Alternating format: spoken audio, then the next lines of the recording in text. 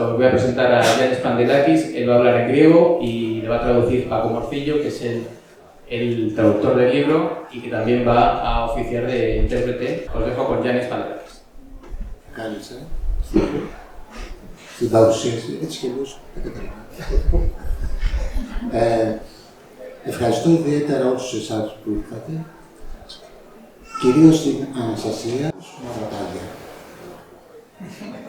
No me acuerdo. Os agradece a vosotros la presencia, agradece que estemos aquí, agradece a Anastasia también su presencia, me agradece a mí.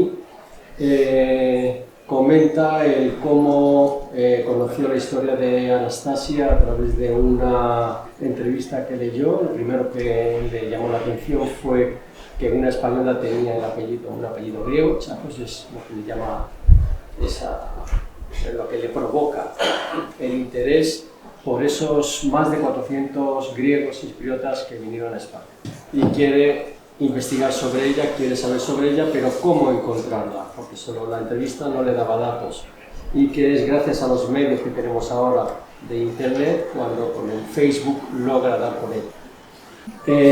Ya va conociendo la historia a través de ella, con lo que podían entender en Facebook, y decide ir al Albacete, donde va a pasar una semana hablando con Anastasia y con la traducción de un servidor. Va creando esa historia y conociendo la historia de un padre de un griego que vivía en esa época en América y que en la década de los 30 escucha los problemas que hay en España y decide, junto con miles de personas, no solo griegos, venir a ayudar. Después de conocer la conmovedora historia del padre y de los padres de Anastasia, es cuando en el viaje que hizo de Albacete a Madrid concibió la idea de hablar de esos tantos que vinieron a España, hablando sobre todo de los griegos, y que para que no fueran olvidados, porque en Grecia desconocen mucho esas 400, más de 400 personas que vinieron y unos 100 que murieron y están aquí enterrados en España. Sino también qué pasó con ellos, con los que vinieron aquí, qué pasó con ellos después. Así que eso es lo que aparece en el libro, muchos datos de cómo murieron después, qué vida tuvieron después de venir a España. Τους εθελοντές του Ισπανικού Υφηλίου. Tiene una queja, una pena, porque en Grecia estos griegos se están olvidando y la política que se sigue en Grecia no hace honor a los valores de los que vinieron aquí a cumplir unos ideales. Pero ve que sí, aquí lo ha visto en Albacete y lo ha visto en varias ciudades de España, donde sí hay un recuerdo de estas gentes. Y de ahí empezó a salir algo. Empezó a salir mis recuerdos, mis cartas, las cartas de mis padres. Lo que siempre se me había ocultado, hasta que un día yo descubro en una cámara que había en casa de mis abuelos un costurero de mimbre lleno de cartas. Y me puse a leerlas y vi que todas eran de mi padre. Unas dirigidas a mi madre, otras dirigidas a la familia de mi madre y otras dirigidas a mí. Dirigidas a mi madre muy pocas, creo que una. Y me llamaron la atención porque digo, ¿por qué esto? Y yo pensé, era una correspondencia entre ellos, una correspondencia de amor, una correspondencia de recuerdo, de tristeza de no poder estar juntos. Y mi madre seguro que antes de morir las destruyó todas, no quería que nadie entrara en su intimidad. Hay una foto en el libro en la que están mi padre, mi madre y yo, que debo de tener 2 meses, 3 meses, pequeñísima, era un problema mi padre. Y yo digo que esa es la única foto que he visto en toda mi vida en la cual mi madre que está sonriendo. Porque en todas las demás que tengo, mi padre tiene una tristeza infinita. ¿Cómo empieza esa historia? Mis abuelos tenían una alpargatería y allí estaba mi madre.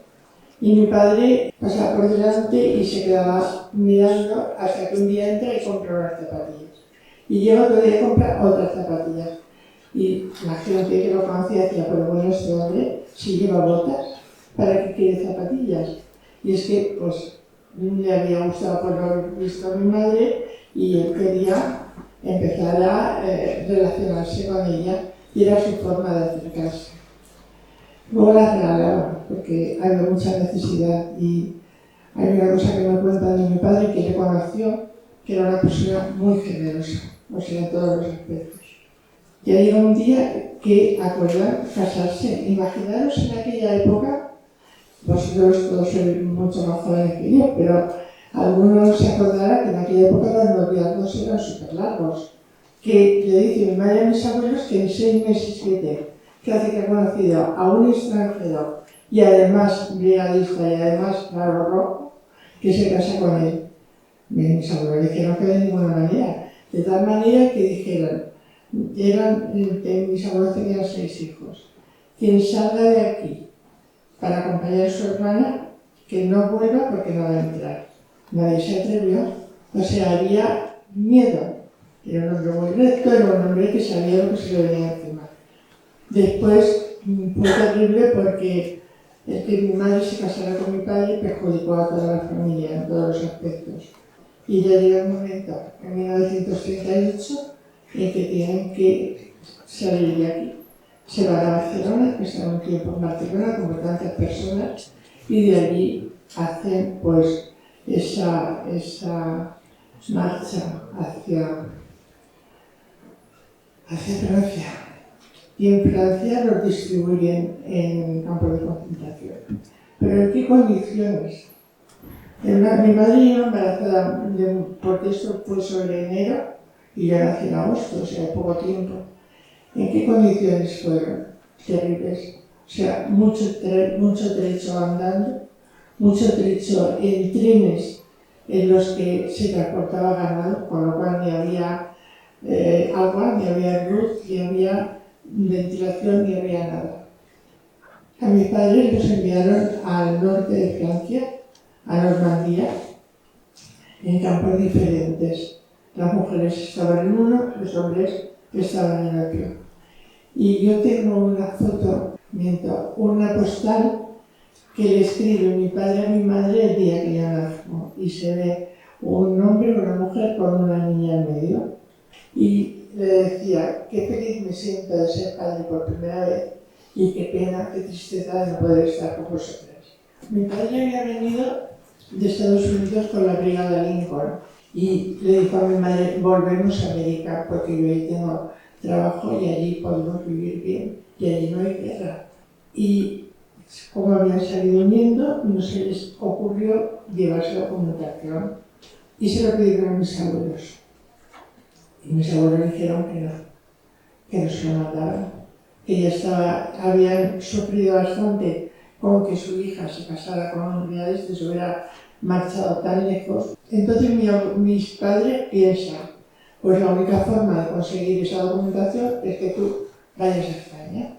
Y ya llegamos mi madre y yo llegamos al Albacete a recoger esa documentación. Pero cuando llegamos al Albacete, al muy poquito tiempo, Franco cierra las fronteras, con lo cual ya ni nadie podía entrar ni nadie podía salir. Y vivíamos, lógicamente, en casa de mis abuelos. Sí tengo que decir, mi madre murió cuando yo tenía 5 años, que la familia de mi madre me cuidó muchísimo, me trató muy bien, no me faltó de nada y ese agradecimiento lo tendré siempre. Muchas veces yo me he recriminado y he dicho, porque yo no me fui a buscarlo. O sea, si él no podía por su situación, por su enfermedad, por lo que fuera, pero hay que pensar, era una época que no había tantos aviones, no había tantos medios, no había ni siquiera medios de comunicación. O sea, era una época muy difícil y yo dependía de otras personas que no me iban a apoyar. En el año 96 hicieron muchísimos brigadistas Albacete, muy mayores todos. Imaginaros, desde el año 30 y tantos, que tendrían a lo mejor 20 y tantos años o tal, al 96. Y yo tenía la esperanza, porque la ilusión porque siempre, pero la esperanza de que vería a mi padre. Yo estaba en la estación desde el primer momento hasta que salió el último. Y sentí tanto, que era mi única esperanza aquella, porque aquello hubiera sido para mí lo mejor de mi vida. sí que veo bajar a mi padre del tren y no lo hubiera dejado ya marchar, eso lo tenía ya pensado, lo tenía muy claro, de aquí no se va, pero no llegó.